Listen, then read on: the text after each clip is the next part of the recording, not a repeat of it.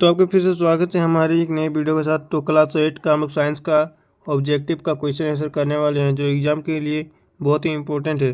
तो चलते हैं प्रश्न की ओर। तो ये रहा पहला प्रश्न, कोशिका में गुणसूत्र कहाँ पाए जाते हैं? तो कोशिका में गुणसूत्र केंद्रक में पाए जाते हैं, तो इसका आंसर हो जाएगा ए नंबर। चलते हैं दूसरा प्रश्न की ओर। तो यह रहा दूसरा प्रश्न, निम्नलिखित में से किसको पीटकर पतली चादरों में परिवर्तित किया जाता है? तो इसका आंसर हो जाएगा ए नंबर, जस्ता को। चलते हैं तीसरा प्रश्न की ओर। तो ये रहा तीसरा प्रश्न, यीस्ट का उपयोग निम्न में उत्पादन में होता है। तो यीस्ट का उपयोग अल्कोहल के उत्पादन में किया जाता है, तो इसका आंसर हो जाएगा बी नंबर। अब चलते हैं चौथा प्रश्न की ओर। तो ये रहा चौथा प्रश्न, सूक्ष्म जीव कहाँ पाए जाते हैं? जल में, वायु में, मिट्टी में। तो इसका आंसर हो जाएगा इनमें से सभी। यहाँ पे टाइपिंग में गलत है, तो यहाँ पे हो जाएगा इनमें से सभी। अब चलते हैं पांचवा प्रश्न की ओर।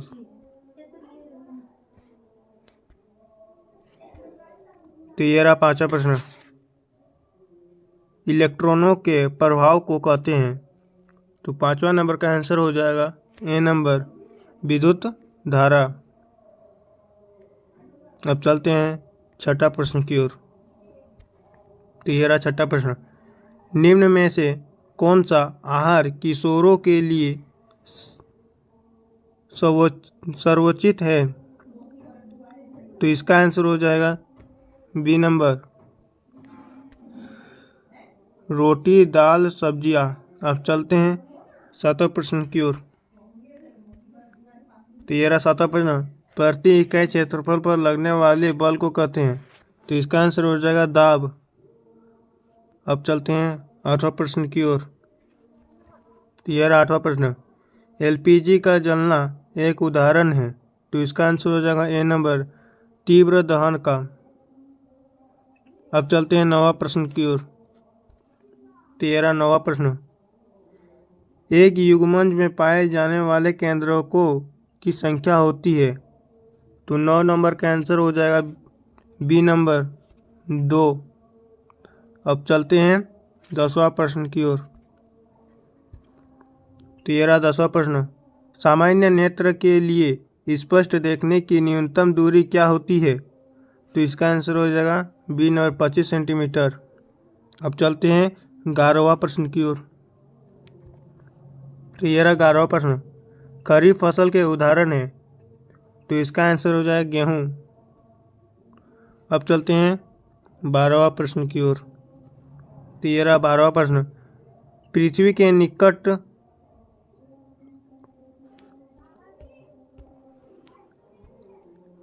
तो ये रहा 12वां प्रश्न, पृथ्वी के निकटतम कौन सा तारा है?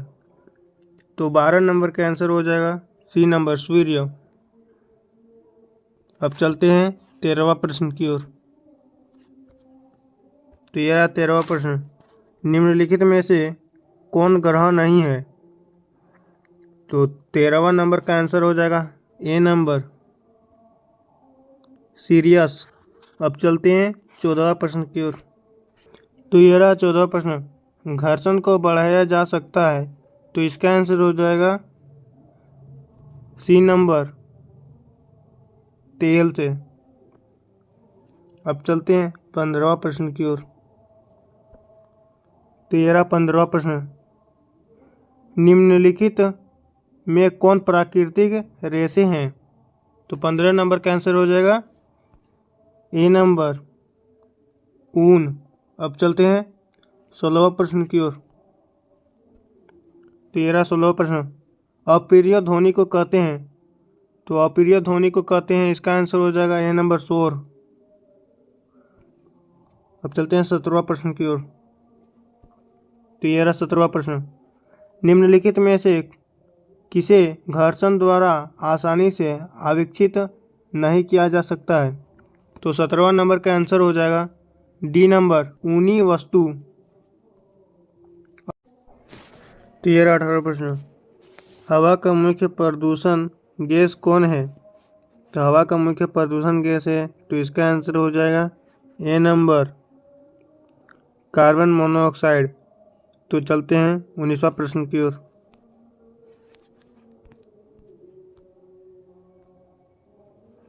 तो ये रहा 19वां प्रश्न। भारत में राष्ट्रीय उद्यान की कुल संख्या है, तो भारत में राष्ट्रीय उद्यान की कुल संख्या है, तो इसका आंसर हो जाएगा 77, सी नंबर। तो चलते हैं 20वां प्रश्न की ओर। तो ये रहा हम लोग का 20वां प्रश्न। कौन एक प्राकृतिक संसाधन नहीं है? प्राकृतिक संसाधन नहीं है, तो यहाँ जल, जल प्राकृतिक संसाधन है। हवा, हवा भी प्राकृतिक संसाधन है। मिट्टी, मिट्टी भी प्राकृतिक संसाधन है। सिर्फ कपास, कपास जो है वो प्राकृतिक संसाधन नहीं है, तो इसका आंसर हो जाएगा सी नंबर, कपास। तो वीडियो अच्छा लगा होगा तो हमारे चैनल को सब्सक्राइब कीजिएगा और अपने दोस्तों के साथ शेयर कीजिएगा और वीडियो को लाइक कर दीजिएगा। तो धन्यवाद।